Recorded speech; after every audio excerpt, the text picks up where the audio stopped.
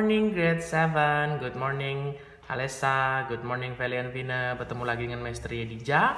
Kali ini dalam mata pelajaran ilmu pengetahuan sosial hari Rabu 16 September 2020. Jadi kita masih membahas tentang keadaan fisik wilayah di negara kita yaitu Indonesia. Kemarin pertama kita sudah membahas tentang kondisi geologi Indonesia.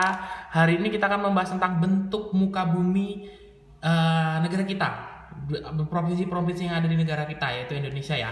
Nah, kita lihat kita lihat materi yang ada di halaman 58. Kalian bisa buka buku kalian halaman 58. Kita lihat di situ Indonesia terdiri atas belasan ribu pulau ya, of course, karena kalian sudah ketahui bahwa Indonesia itu merupakan negara kepulauan terbesar di dunia kan. Nah, baik yang berukuran besar maupun yang berukuran kecil, jumlah pulau seluruhnya mencapai 13.466 buah. Wah, banyak sekali kan ya. Luas wilayah Indonesia sendiri itu mencapai 5.180.053 km persegi, terdiri atas daratan seluas 1.922.570 km persegi dan lautan itu luasnya 3.257.483 km persegi. Jadi luas lautannya itu lebih luas daripada luas daratannya. Ini berarti wilayah lautan lebih luas ya, of course, lebih besar dari wilayah daratannya. Kita kan selain negara kepulauan terbesar, negara dengan wilayah perairan yang sangat besar, negara maritim. Nah, jika kamu perhatikan keadaan pulau-pulau di Indonesia itu tampak adanya perbedaan atau keragaman bentuk muka buminya. Bentuk muka bumi itu seperti apa sih? Nah, bentuk muka bumi itu dibedakan menjadi beberapa tipe atau beberapa jenis. Ada dataran rendah, ada dataran tinggi, ada bukit, ada gunung dan pegunungan. Jadi gunung dan pegunungan itu beda ya. Sebaran dari bentuk muka bumi Indonesia tersebut dapat dilihat pada peta fisiografis Indonesia. Nah, ini bisa kita lihat. Petanya ada di halaman 59. Kita lihat jenis muka bumi atau bentuk muka bumi dari provinsi-provinsi yang di Indonesia itu dibedakan dengan gambar warna. Warna kecoklat itu maksudnya adalah daerah pegunungan atau daerah yang agak tinggi tapi tidak terlalu tinggi.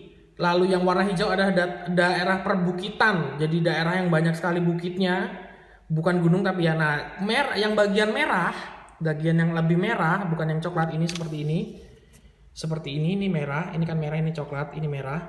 Merah itu adalah dataran tinggi, dan yang terakhir kuning itu adalah dataran rendah. Nah, ini bisa kalian lihat. Ini ada Pulau Sumatera, dan ada provinsi kita. Kebanyakan adalah coklat, it means daerah pegunungan. Ada juga sebagian hijau, yang dimasukkan juga daerah perbukitan. Nah, setelah kalian mengetahui peta persebaran bentuk muka bumi di provinsi-provinsi Indonesia, kita lihat di sini di halaman selanjutnya. Peta fisiografis tampak persebaran. Jadi ini namanya fisiografis ya. Fisiografis adalah bentuk muka bumi. Jadi dataran rendah, dataran tinggi, pegunungan atau perbukitan itu adalah fisiografis. Fisio itu fisik, bentuk muka bumi. Nah, itu seperti itu. Pada peta fisiografis tampak sebaran bentuk muka bumi di Indonesia dari mulai dataran rendah sampai pegunungan. Untuk membaca peta tersebut, perhatikanlah legenda atau keterangan peta. Ya, kalian sudah misteri dijelaskan tadi kan ya. Simbol berwarna kuning menunjukkan dataran rendah, warna hijau menunjukkan daerah perbukitan, warna oranye menunjukkan dataran tinggi, dan warna coklat menunjukkan pegunungan. Nah, itulah materi kita hari ini. Jadi kita belajar tentang bentuk muka bumi dari provinsi-provinsi yang ada di Indonesia. Ada beberapa didominasi warna hijau dan coklat ya. Berarti di Indonesia itu kebanyakan adalah daerah perbukitan dan daerah pegunungan.